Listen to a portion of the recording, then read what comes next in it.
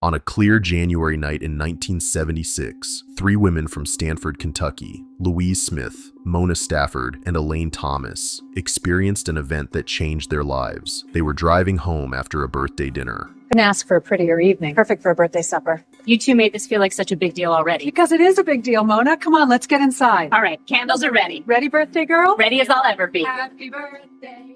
None of them had been drinking. The night began like any other. The road was familiar. Conversation passed between friends. Then they saw a bright light in the sky.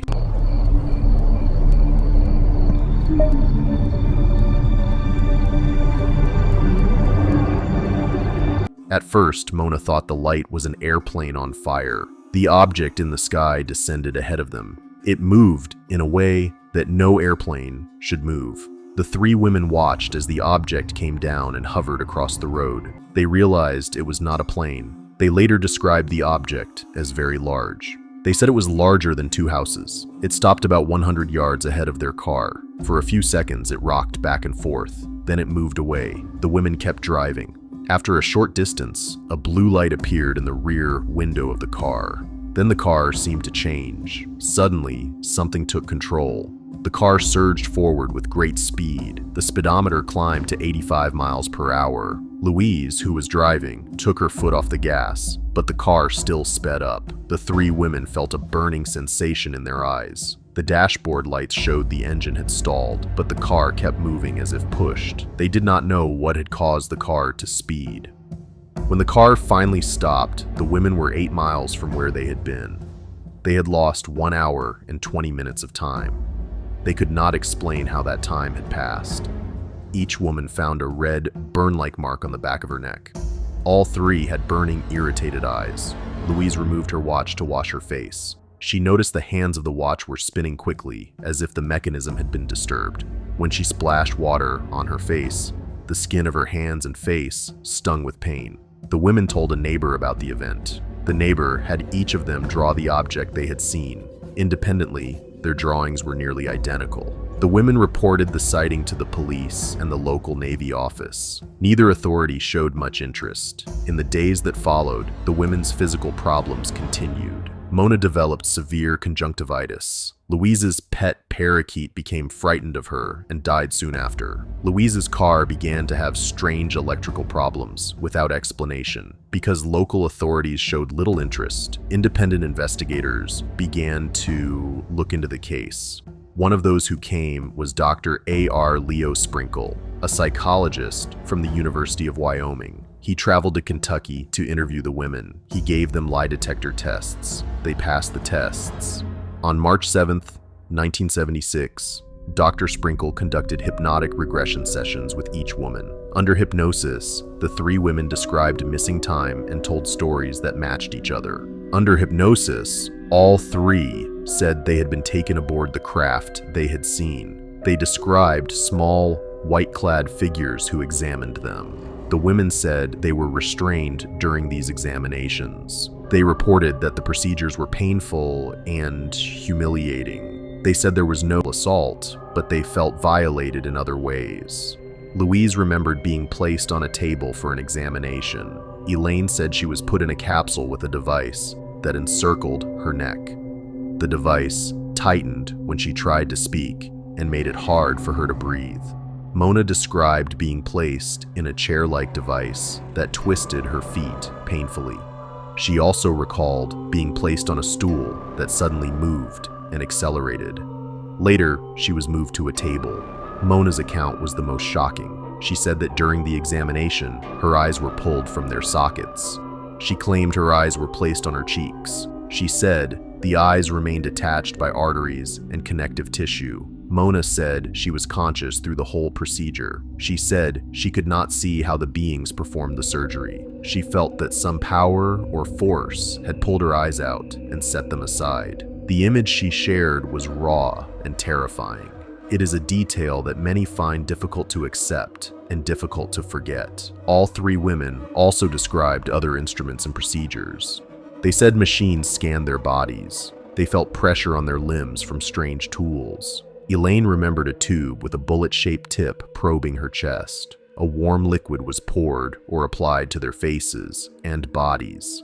The beings communicated by telepathy, the women said. They described the beings as very interested in their bodies. The women felt the beings were curious in a clinical, detached way.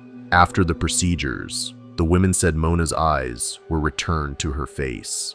They said they were put back in their car and driven to the same place where they had been. After the incident, Mona continued to suffer from severe eye pain. She developed an intense fear of blindness. All three women reported lasting physical and emotional effects. Their neck marks did not disappear quickly. Their sleep and daily lives were affected. They had trouble explaining what happened to family, friends, and medical professionals. Some doctors treated their physical symptoms, but the cause remained unknown. The women felt they had been harmed and that the harm came from beings not of this world. This case included elements frequently reported in other alleged close encounters. Many reports describe bright lights, missing time, hypnotic regression, and medical-style examinations. Many accounts also include small, white-clad figures, telepathic communication, and unusual marks on the body. Civilian UFO research groups catalog many such reports. They list common after effects that often follow alleged encounters.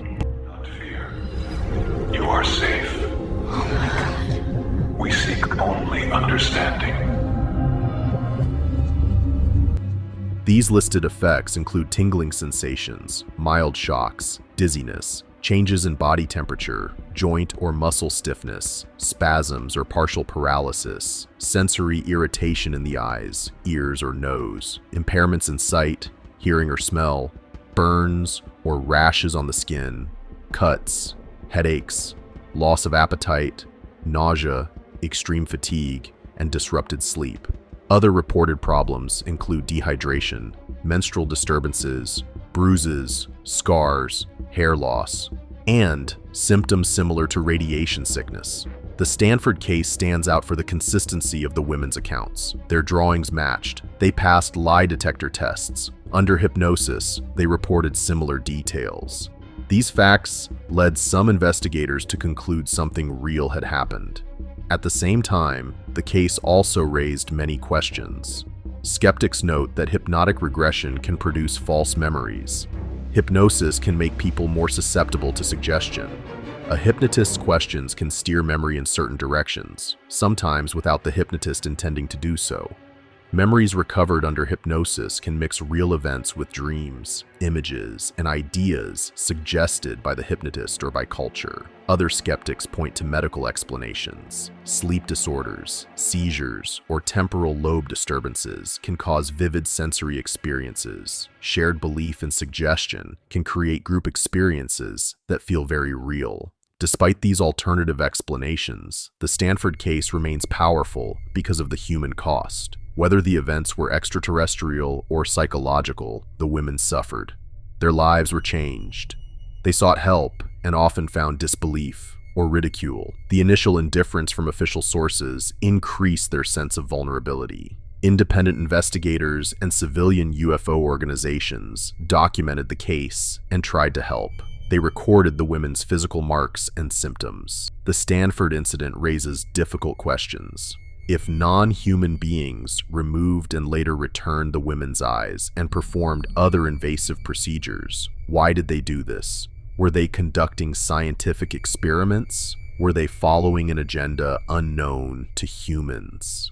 If the events were not the result of external beings, what natural processes could create such deeply similar and distressing memories in three people who had been together the entire time? More than 40 years after the event, the origin of the beings the women described is still unknown. The women's accounts continue to be studied because they illustrate the complexity of alleged abduction reports. Their story shows how a single night, a single unexplained event, can leave lasting marks on bodies and lives. For Louise, Mona, and Elaine, the night of January 1976 was not just a strange story. It was the beginning of a long struggle to understand what happened, to explain it to others, and to live with the after effects.